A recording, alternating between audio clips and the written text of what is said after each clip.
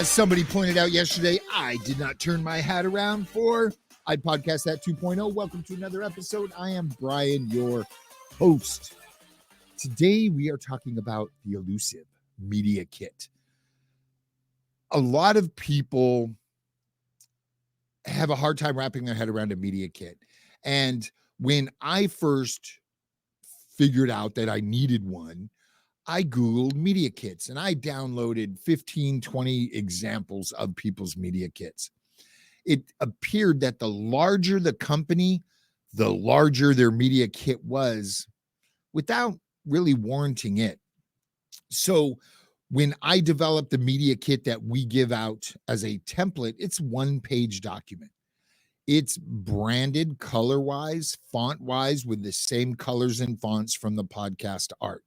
The podcast art is present for visual recognition of this podcast, this media kit. There's an image of the host if that is not present on the podcast cover. There's a brief description as to what the show is about.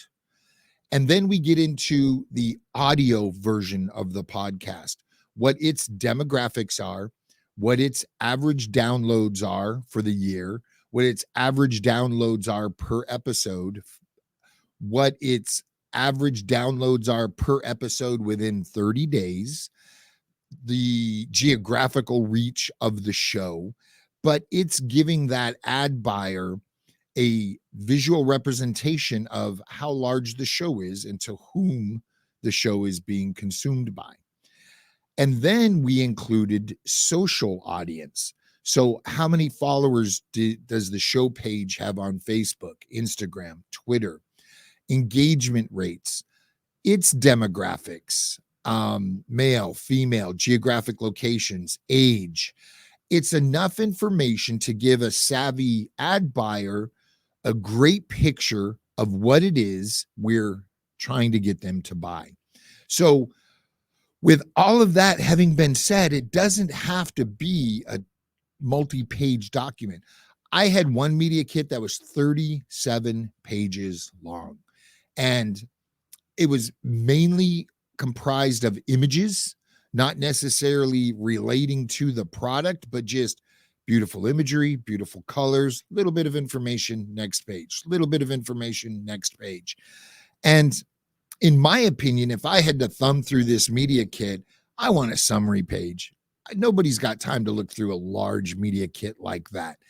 Having all that information on one page, neatly organized, easily understandable, will get the job done.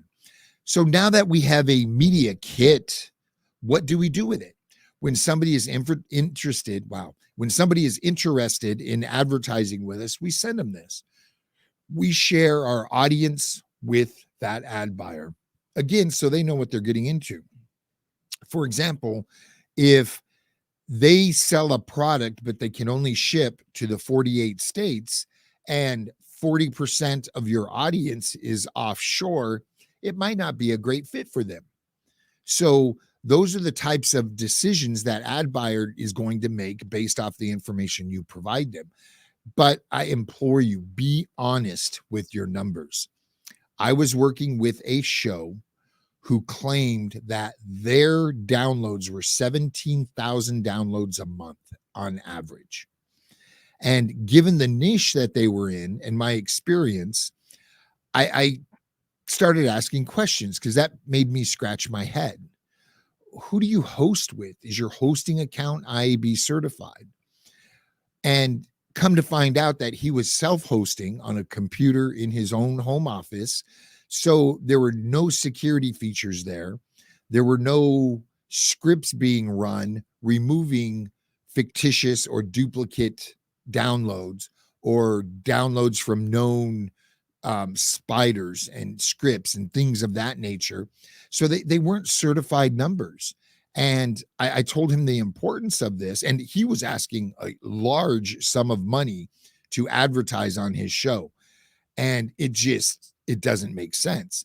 No savvy ad buyer is going to make such a large purchase on uncertified numbers.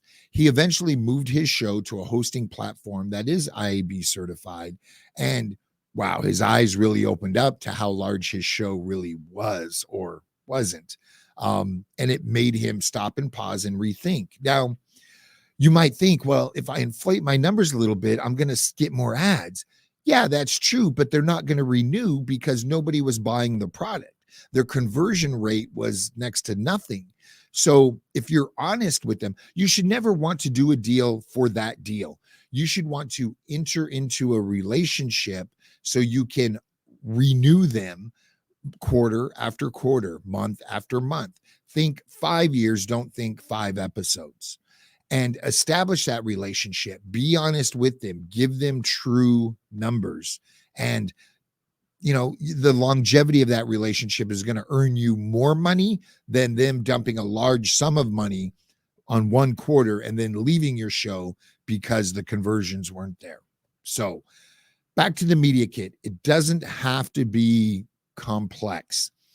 In Word, in Publisher, I believe there's example media kits. It's fairly easy to come up with them. I built our first one out in Photoshop, and I kind of wish I didn't. It was a pain to update because I had to update multiple layers, to where I then dumped that into Publisher. And most people have Microsoft or access to a tool where they can open a Publisher file and tweak it to their colors, add their imagery, add their numbers, and easily update it. Once it's updated, you save it as a PDF, you throw some security on it, and then you throw that with your rate card inside of a Google Drive. You can share the link to that Google Drive, and if they open it up today, they're getting today's numbers. Next month, you update it, you re-PDF it, you replace those files, and they open it up 3 months from now, and they're getting your most recent numbers. It's a fairly simple workflow, and once you have it down and organized, you're going to be able to distribute your media kit easily and without any hassle, and they're going to have the latest, greatest numbers. So again, keep it simple, keep it short, give an ad buyer the information they need, not a bunch of fluff. They'll thank you for it. It's worked for us. So give it a try. Once you have that media kit, if you don't know what to do with it, listen to yesterday's episode. We talked about ad sales. In the meantime, we appreciate you listening. Thank you for being a subscriber to our A Podcasters newsletter on Substack. And if there's anything we can do for you as a company, hit us up, sitchradio.com, SITCH radio.com. Until tomorrow.